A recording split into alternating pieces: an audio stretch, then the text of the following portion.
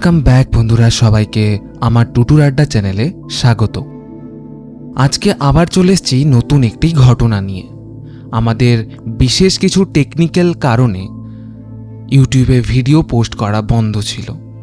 আমরা আবার কন্টিনিউ করছি এই মঙ্গলবার থেকে।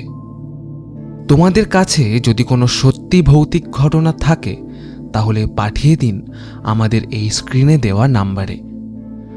আপনাদের ঘটনাও যদি আমাদের পছন্দ হয় তাহলে আপনাদের ঘটনা পড়ে শোনানো হবে আমাদের এই টুটুর আড্ডা চ্যানেলে।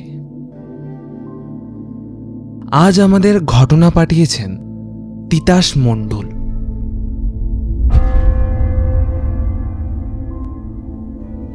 Episode number 10।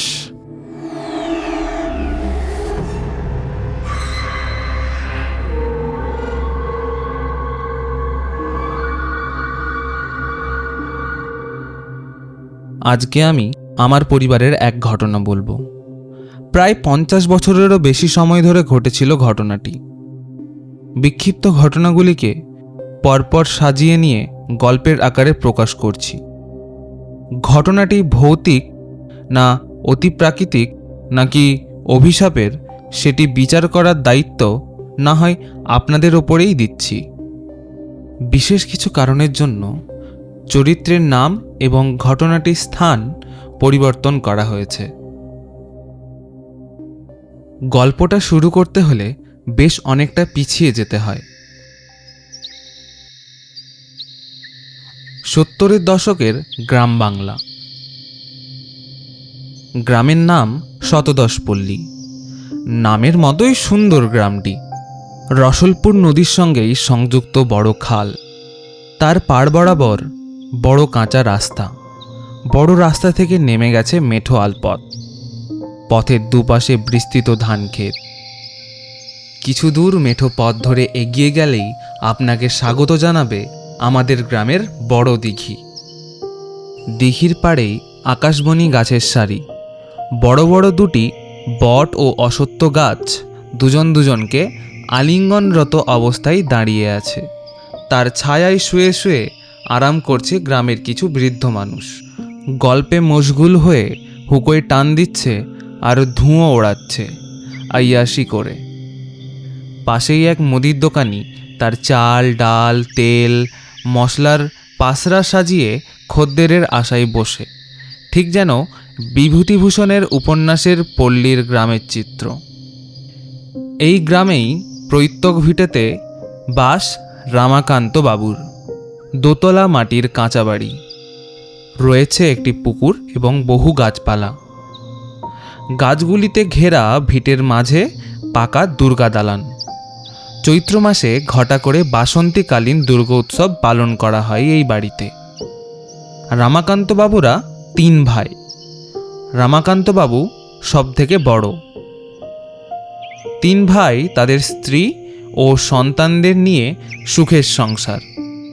দুর্গা কৃপায় সংসারে নিত্য শান্তি বিরাজ করে। রামাকান্ত বাবুর স্ত্রী শুভ্রাদেবীর 1 মেয়ে ও 4টি ছেলে।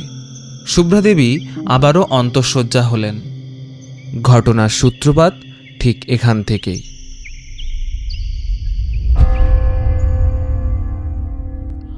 হঠাৎই যেন এই সদা সর্বদা আনন্দে বিরাজ করা বাড়িতে অমঙ্গলের কালো নিকষ ছায়া নেমে এলো। সন্তান প্রসবের সময় ঘটল বিপত্তি। পুত্র সন্তান প্রসব করার কয়েক ঘন্টার মধ্যেই সদ্যজাত সন্তান ও শুভ্রাদেবী সংসারের মায়া ত্যাগ করে দুজনেই পরলোক গমন করলেন।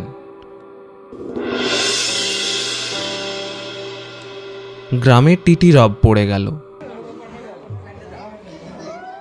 সমস্ত গ্রামের মানুষ জড়ো হলেন রামাকান্ত বাবুর ভিটেতে শুভ্রাদেবী ও তার সন্তানের শেষ যাত্রা স্বচক্ষে দেখতে। গ্রামের শ্মশানে অন্ত্যেষ্টিক্রিয়া সম্পূর্ণ হলো। মায়ের চিতার অন্তদূরেই সদ্যজাত শিশুটিকে সমাধিস্থ করা হলো। শুভ্রাদেবী মারা গিয়ে রেখে গেলেন তার ভরা সংসার ও সন্তানদের। তার ছোট ছেলেটি তখনও 2.5 বছরের। মুখে তখনও বোল ফোটেনি ঠিক করে। মা হারা বাচ্চাগুলির দায়িত্ব এসে পড়ল কাকিমাদের ওপর। স্নান করানো, খাওয়ানো, যত্ন করা সমস্ত দায়িত্বই হাসি মুখে গ্রহণ করলেন কাকিমারা। এমনকি রাত্রেবেলায়ও বাচ্চাগুলিকে বুকে আগলে রেখে ঘুমোতেন কাকিমারাই। কিছুদিন পর লক্ষ্য করলেন একটি অদ্ভুত ঘটনা। ছোট 2.5 বছরের বাচ্চাটি রাত্রিবেলায় মশারির ভেতর থেকে বেরিয়ে চলে যাচ্ছে কোথাও। ছোট কাকিমা হঠাৎ একদিন ঘুমের ঘোরে উঠে বুঝতে পারেন বাচ্চাটি বিছানাতে নেই। ভয়ে সবাই তৎক্ষণাৎ হ্যারিকেন, লণ্ঠন নিয়ে খোঁজাখুঁজি শুরু করল। খুঁজতে খুঁজতে দেখতে পেল বাচ্চাটি ভিটের পুকুরের ধারে ঘন অন্ধকারের মধ্যে কলঘরের কাছে দাঁড়িয়ে আধো আধো অস্পষ্ট স্বরে মা মা বলে ডেকে চলেছে, যেন সে দেখতে পেয়েছে তার মাকে। কাকিমারা ছুটে গিয়ে তখন তাকে কোলে তুলে নিল।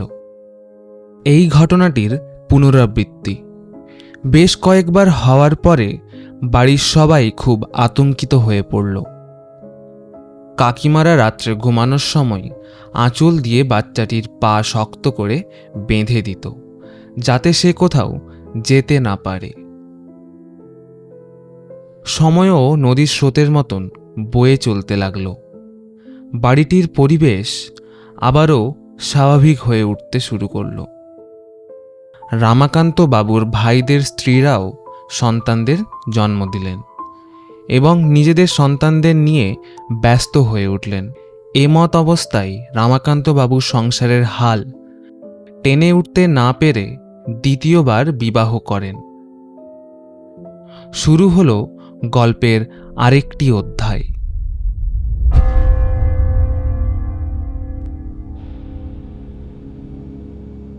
নববধূ গৃহে এলে তাকে সব দায়িত্ব বুঝিয়ে দিলেন রামাকান্ত বাবুর ভাতৃবধূরা।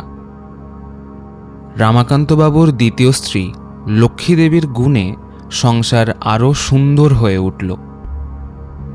কিন্তু কিছুদিনের মধ্যেই অলৌকিক অনেক অভিজ্ঞতার সম্মুখীন হতে হলো তাকে। গ্রামের বাড়িগুলির কলঘর অর্থাৎ আজকের দিনের বাথরুম থাকতো ঘরের থেকে অনেকটা দূরে।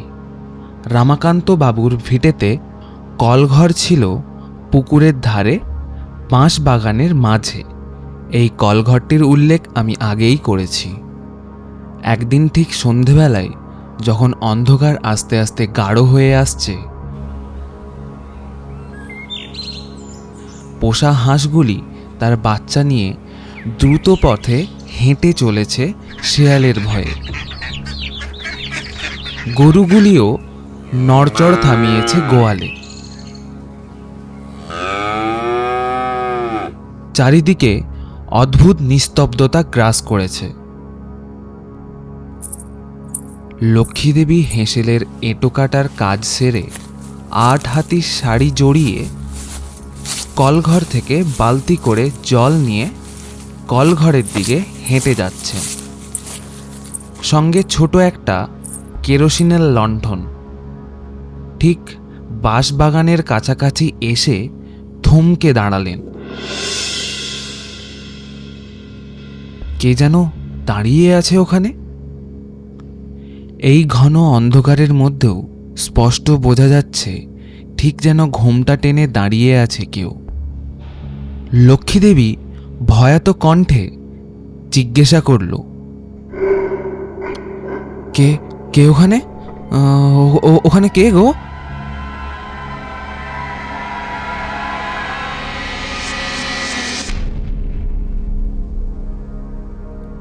কোনো উত্তর নেই। দুজনেই স্থির দাঁড়িয়ে।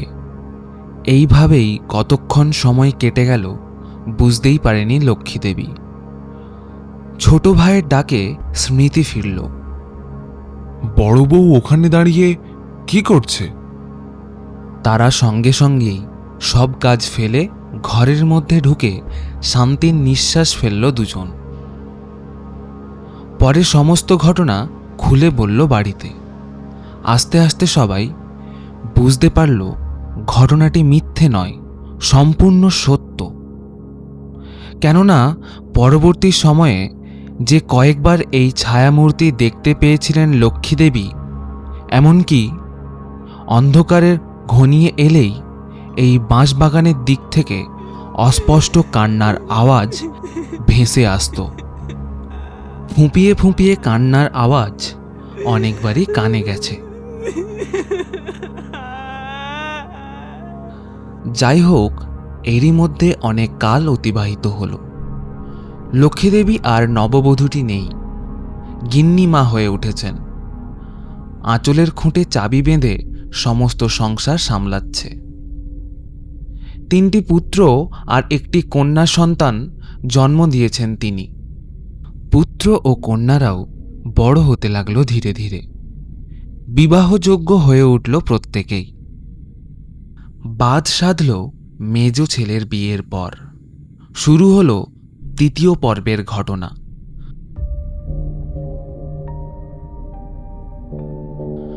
লক্ষ্মীদেবীর মেজ ছেলে বিয়ে করে আসার পর তার জন্য বরাদ্দ হল দোতলার একটি ঘর। এই ঘরটিতেই থাকতেন রামাকান্ত বাবুর প্রথম স্ত্রী শুভ্রা দেবী। শুভ্রা দেবী চলে যাবার পর তার শোক যেন এখনো ভুলে উঠতে পারেনি এই ঘরটি। অতি প্রাকৃতিক এক গা ছমছমে পরিবেশ বিরাজ করত এই ঘরটিতে। মোট 6টি জানালা ছিল ঘরটিতে। তবুও দিনের বেলায় যেন অদ্ভুত চাপা চাপা ঘোলাটে অন্ধকারে ডুবে থাকত পুরো ঘর। আর এক নিস্তব্ধতা বিরাজ করত ঘরটিতে। ঘরটিতে প্রবেশ করলেই মনে হতো যেন অন্য কোনো জগতে প্রবেশ করেছি। আমরা দিনের বেলায়ও এই ঘরটিতে যেতে অস্বস্তি বোধ করতাম। মেজ ছেলেটির বিয়ের প্রায় 3 মাস ভালোভাবেই কাটে। 3 মাস পরেই লক্ষ্য করা গেল মেজ ছেলেটির বউ আস্তে আস্তে চুপচাপ হয়ে গেল।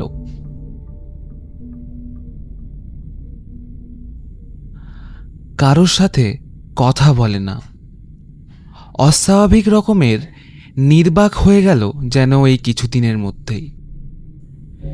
মেজ ছেলেটি আবিষ্কার করল এই ঘরটিতে এক কোণায় চুল খুলে হাঁটুতে মুখ গুজে চুপ করে বসে থাকে। এমন একদিন দুপুরবেলায় এই দৃশ্য দেখতে পেয়ে মেজ ছেলেটি কৌতূহলবশত তার বউকে ডেকে জিজ্ঞাসা করল,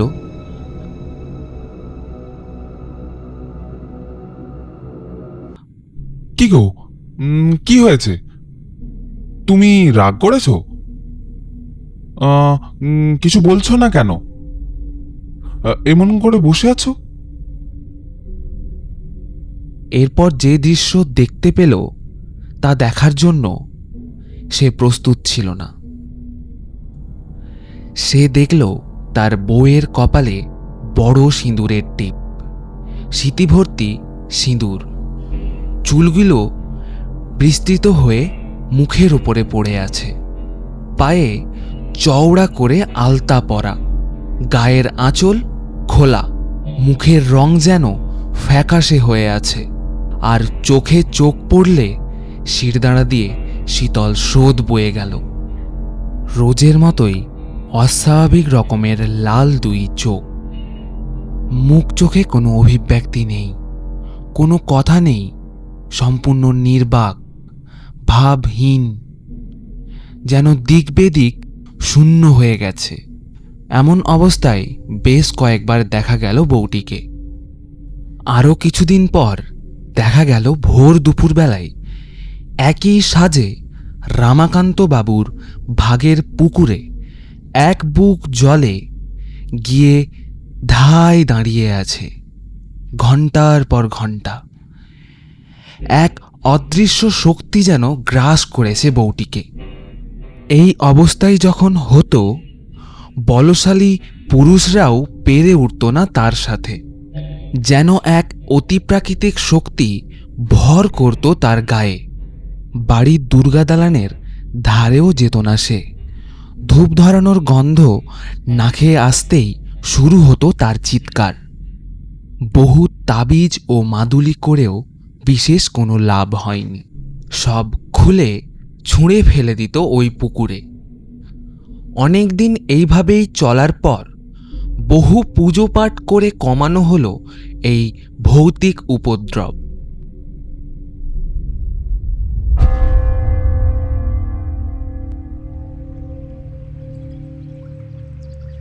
সময়ের গতিতে সবাই পরিবর্তনশীল। বউটির দুটি ছেলে মেয়ে হলো ঠিকই, কিন্তু আর এই যেন সুখ ফিরল না সংসারে। ঝামেলা অশান্তি নিত্যদিনের সঙ্গী হয়ে উঠল। কিছু বছরের মধ্যেই সংসারও ভেঙে গেল। বউটি বাচ্চাদের নিয়ে এই সংসার ত্যাগ করে বাপের বাড়িতে যায়, গিয়ে সেখানেই আশ্রয় নেয়। পরবর্তী সময়ে যা দেখা গেল, রামাকান্ত বাবুর দ্বিতীয় স্ত্রী লক্ষ্মীদেবীর সব সন্তানই যেন কোনো এক অদৃশ্য অভিশাপের কবলে জর্জরিত।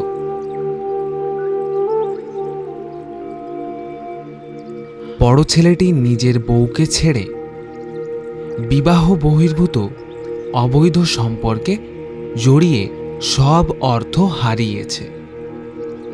মেজ ছেলেটির বউটি ভৌতিক উপদ্রবে ঘর ছাড়া। ছোট ছেলেটি ধার দেনাতে আজও ভিখেরি। আর মেয়েটির বড় ছেলে নেশা করে পাগল হয়ে পথে বসেছে। প্রত্যেকের সংসার ছন্ন ছাড়া। অথচ উল্টো দিকে রামাকান্ত বাবুর প্রথম স্ত্রী শুভ্রা দেবীর প্রত্যেকটি সন্তান আজ প্রতিষ্ঠিত। সবই যেন মায়ের আশীর্বাদ।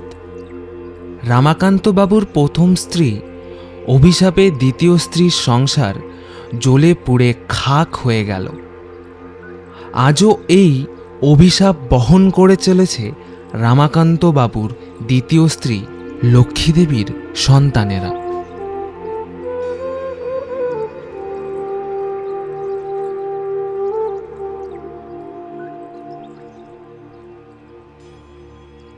অসংখ্য ধন্যবাদ আমাদের শ্রোতা মণ্ডলীদের। এতক্ষণ আমাদের সাথে থাকার জন্য অসংখ্য ধন্যবাদ আপনাদের। আমাদের চ্যানেলটি সাবস্ক্রাইব করে বেল আইকনটি প্রেস করুন পরবর্তী ঘটনাগুলি শোনার জন্য। আমাদের আজকে ঘটনা পাঠিয়েছিলেন তিতাস মণ্ডল। আবার আসবো পরের মঙ্গলবার নতুন এক ঘটনা নিয়ে। আপনারা আমাদের সাথে থাকুন, সুস্থ থাকুন, ভালো থাকুন আর ভয় পেতে থাকুন উইথ